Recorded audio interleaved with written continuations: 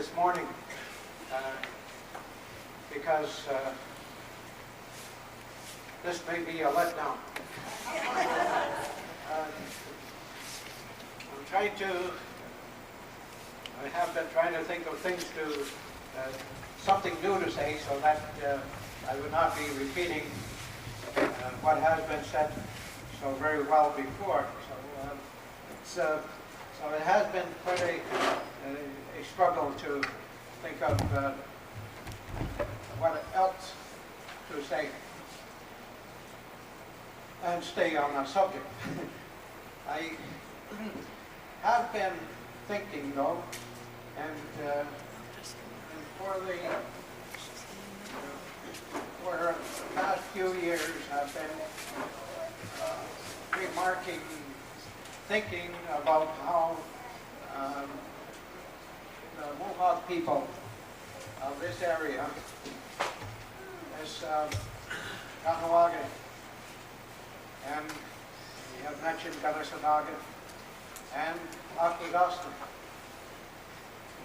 have been a part of the history of this continent right from the very beginning of that history. And you who have read the history books have known that we have been involved in all the various great events of first discovery and exploration and the various incidents that have come up as far as the struggle for the control of this continent, and the Mohawk people have been a part of that, have taken various positions down through the years. Sometimes we were for it, sometimes we were against, sometimes we were the heroes, sometimes we were the villains of those stories. And I'll say we because whenever those stories came up in the school, then they'd look to the Mohawks in those classes and said, those are the ones. And I would sometimes be very flattered. Sometimes I would try to hide myself behind the desk. So in the schools, then we have that involvement. And what I have been reading in those books are the ways of power, the ways of, confrontation, they call it now, where you stand up face to face and nose to nose. And also gets as far as actually participation in the violence, the wars and other incidents of violent behavior. And Mohawks were in that too.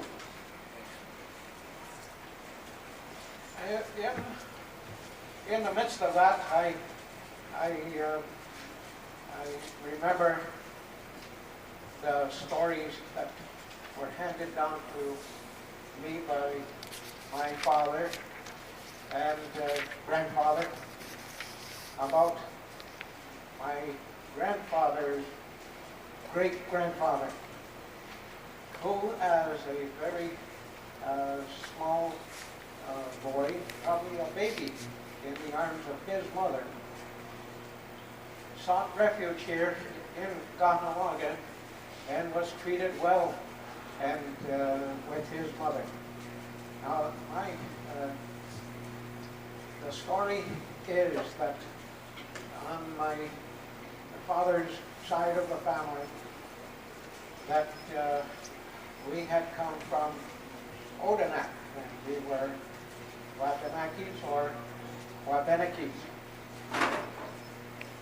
thence comes the name Benedict, from Beneke, Benedict, and then now it was made into an English name, Benedict, or with two Latin places in there, Benny and Dick. So I guess it was probably changed by the priest there at Akwesasne. So Thomas the Wabeneke became Thomas Benedict, and it has been so since. Now Thomas had a brother who, let's see,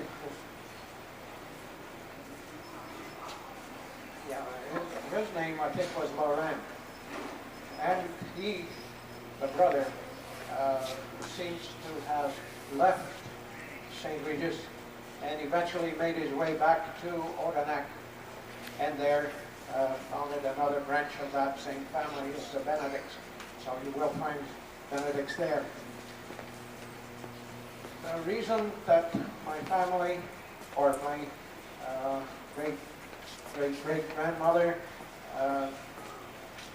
came to Kahnawake was that Odanak was raided by Captain Rogers in the early colonial wars, and the people of the settlement of Odanak just had to escape the best way they could. And the story is that this young woman took her two babies. They may have been twins, and so through the bush, hiding from everybody, she was able to come to Kahnawake, and here she took refuge. At some time in the life of those young men, they moved to Akwesasne. If that had happened, that did happen to these refugees, this refugee family from Odanak, then it probably happened to other families also. And so there is in our own history the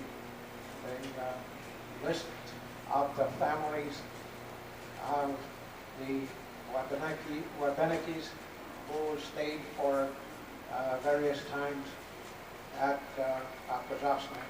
And sometimes some of them moved, some came back to Odanak, some kept on going into the wilderness as far as they could get from these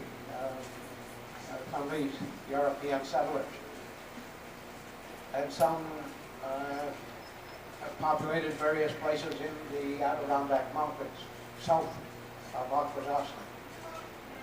And recently, the names of the Wabeneke families have been found in the Adirondack Mountains. The most famous probably are the Sabatis family. The Sabatis family have a lake and a mountain named for them, and a little village named for them in the Adirondack Mountains. Plus the family name still survives at various places, even as far as Old Forge in the southern part of the Adirondack. So the story that was handed down through the men of my family reaches back into the early wars of the colonies, and the involvement of the family has is pretty continuous down through the years. Perhaps some of you have read of the Mohawk encampment just across the river in the LaSalle Machine area. Is there any record here of that? And of course those people went upstream past Akwesasne and founded a new reserve called Kahnawake Reserve in 1784. They stopped at Akwesasne also and were given the hospitality there. So one of those people, one of the men of that group, a man named Claus, his name was George Claus, later on left the Kahnawake settlement and came back to Akwesasne. He had seen something there. My great-grandmother, and there he came back and started a family. After a while, his brother also joined him. Then the Claus family, the brother came back to Kahnawake. I have not been able to find that part of my family at Kahnawake yet, but I still have hope that the Claus family name will be found somewhere in your record. I'm telling about these things to give one side, another side of the settlements of the Mohawk people, that there was a kind, caring, sharing side to the people of these villages. And so when there was a political organization formed called the Seven Nations of Canada, then those people from Kahnawake and Kanesatake and Akwesasne formed a very strong group that spoke to the nations of Great Britain and the United States way back in the late 1700s, just before 1800, at a great big conference, a treaty conference, on the other end of Lake Erie. And just to think of the great effort that went into gathering all those people, all those men, and having them gather together at the far end of Lake Erie in very strange country, strange to them, unfamiliar country, just to help out some other strangers, those tribes that lived in the Ohio Valley. They went there to help them out because there had been treaties, and the people of the United States had not lived up to those treaties. There had been a promise that there would be a boundary line going down through the middle of the Ohio River, and there was a lot of settlers that had jumped and got across that river and were setting up their farms, making large claims in the area that the United States and the British government had both promised not to disturb. So these people from the Mohawk settlements went down, and they helped out in translating and in writing many of the conditions of a new settlement. One of the things was that the United States, at that time, owed a lot of money because they had gone through a lot of wars. And so they were trying to get off very cheaply. However, to put on a brave front, they offered money to those tribes down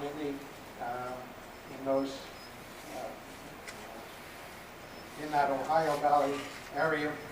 They offered them money and said, "How much do you want for all this land that we have wrongfully taken from you?" And so, in a great confusion, those tribes were talking to one another. How much are we going to charge for this land that they're going to take away from us? And so there was a lot of very angry words. But finally, the 7 nations of Canada are credited with drafting a reply in which they said, it is very kind of you to propose to pay for all these lands that these people have taken,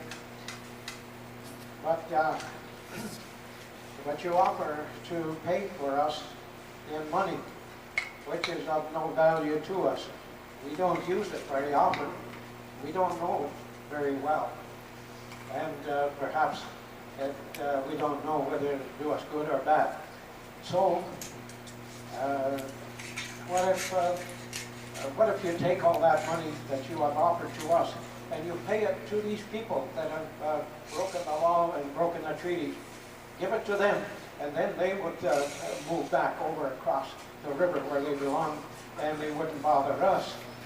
And that would be a good way to settle this. We would have back our land.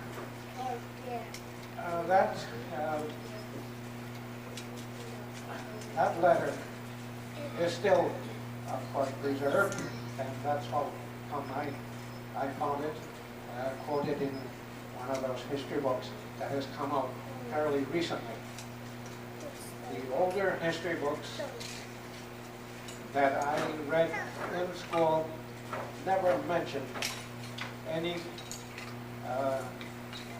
good things about the native people, and so I was very fortunate in my later years to discover that perhaps there was a record of some of the good things that my people have done.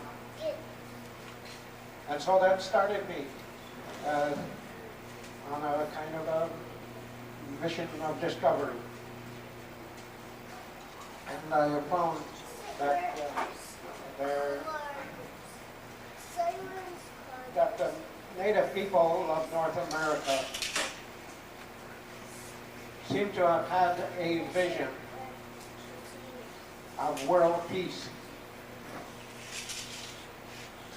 They didn't know what the world, how big the world was, before they had an idea that there were countries beyond the ocean. They thought and put into operation on this continent some means of preserving world peace among all of those hundreds of different tribes and different languages and different ways of life among all of those people of North America. They discovered 4 pathways in which that peace could be accomplished. One, perhaps you who have read it in the Bible, referencing Jesus' words, "You must be born again." And so, in the traditions of almost all of the tribes, there was what you would call the sweat lodge. It was a means whereby each of us could crawl back into this warm, dark, moist space, and there in the dark would be able to unburden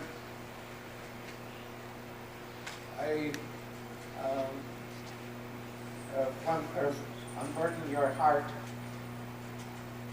to the Creator, to God directly, and you could examine your own soul. And rather than it being a cleansing operation only for the body, it was a cleansing operation for the spirit as well as the body.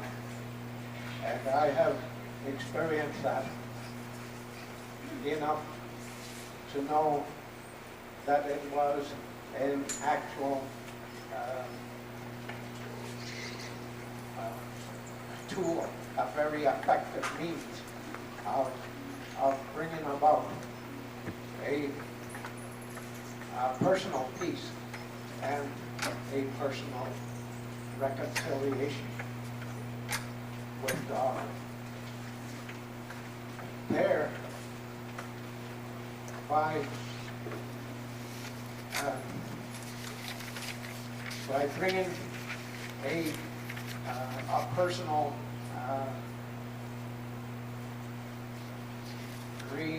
rededication to the highest principles possible there in our mother, there that peace was possible with the individual. Second, there was that pathway that was invented by the people of the plains, the sign language. It was, again, the basis of the sign language that is used even today for those people that are handicapped in a way that they must use their hands. And so a sign language, which was a means of communication between various cultures and various languages, was possible.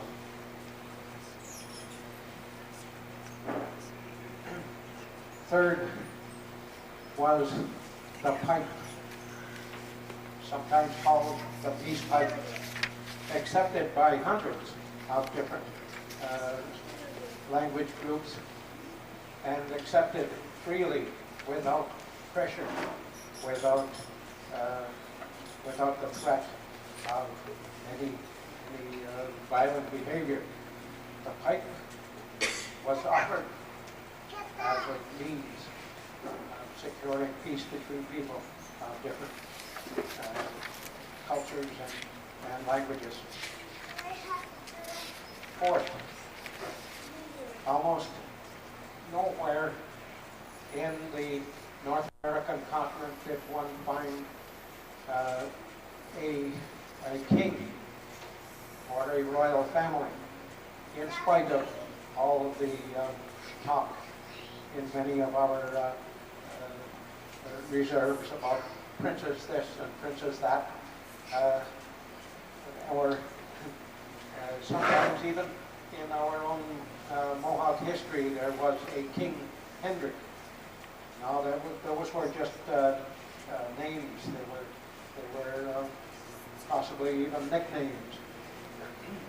They were not the names. There was no royal family. The closest you could come to a royal family was that certain families were able to select chiefs to sit in the council, but those chiefs were not either kings or queens or royalty of any sort. they were there only as delegates of the people.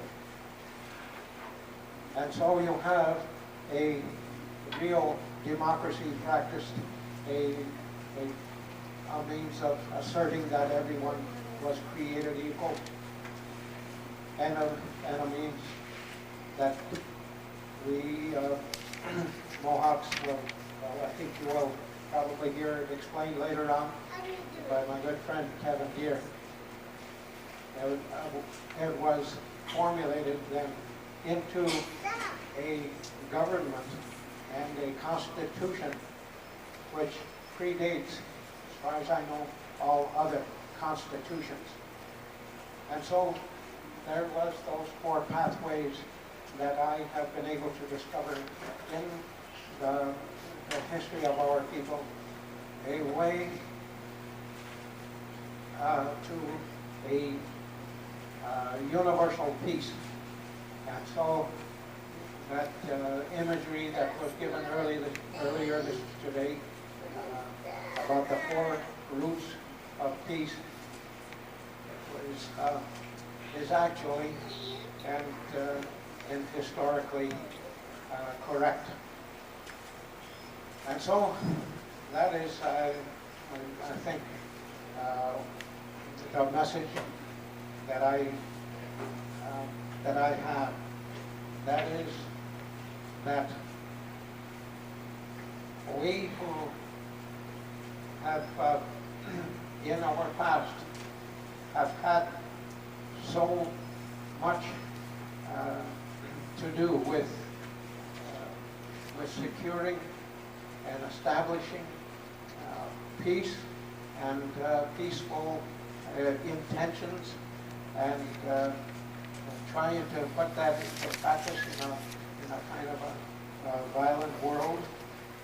We should continue, I believe, the efforts that were founded so long ago by our ancestors, and there is such a need for it today, and so we are the hope of that future peace. And so that is the message that I have at this time. Down there.